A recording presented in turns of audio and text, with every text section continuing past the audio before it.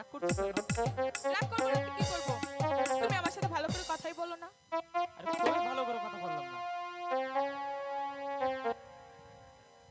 আমি এখনই আমার বাবার বাড়ি চলে যাব। আরে যাইও না, তুই যাইও না। ওরে বিয়া করমু মনের হাউসে। ওরে পাড়া বর্ষি সবাই আইব বউ দেখিতে। যাইও না বউ, আমায় ছাড়িয়া সখী।